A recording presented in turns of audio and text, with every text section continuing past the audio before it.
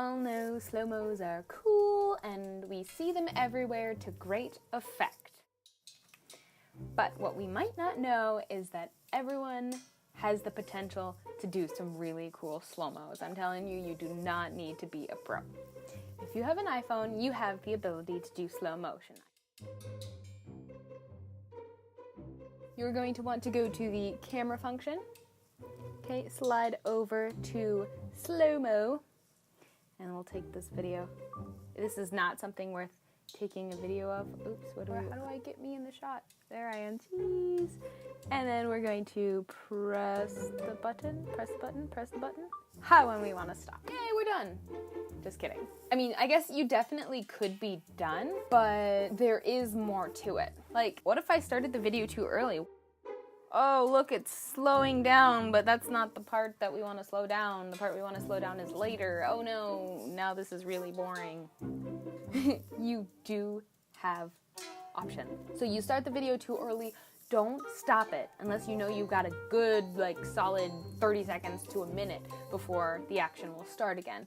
Because I have been in this situation where I started the video too early, stopped it because, oh, it's dragging on, and then missed the action. So the iPhone will take it in normal time, slow it down, take it in normal time, and it does this by its own algorithms, but we can adjust. We're going to click this edit button right here, which is going to bring us to this screen, and if you look closely, this bottom section is the length of, is like the entire video. So if I started recording, whether it's slow or fast and we don't like it, I can cut from this beginning section and cut from the end section, and then up here is where I can determine what is going in regular speed and what is slow. So we can adjust this slider.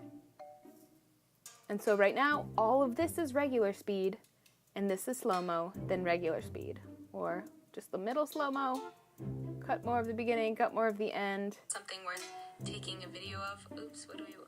So we can see it, then it's gonna hit right here, and slow.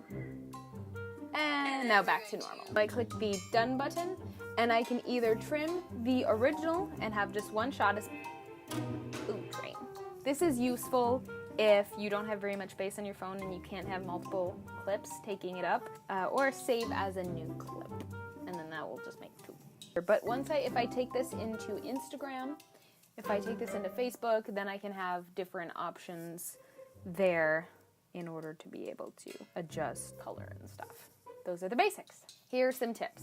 1, try to anticipate the moment that would call for a slow motion, or if possible, cultivate it by getting yourself into position. In this video, I stopped my aunt before she threw the powder. I got myself into position, got ready, pressed the button, and then told her go. In the videos of the dog, you know, I get myself ready, hold out the treat, and then get the dog to come. And then I can cut the beginning section if I don't want it.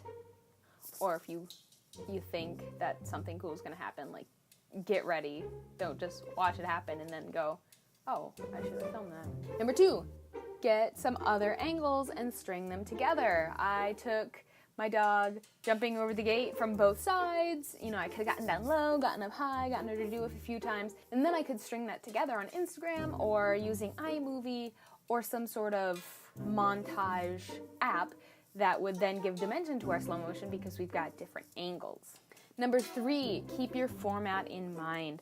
Some shots look better vertically, some horizontally, but it also depends on where you want the video to end up.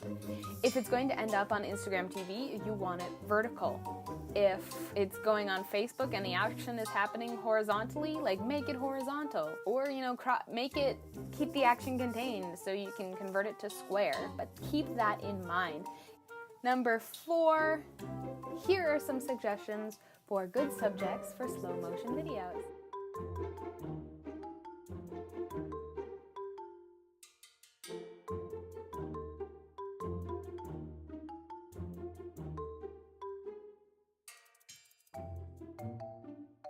But I think you've got enough to go forth and slow down.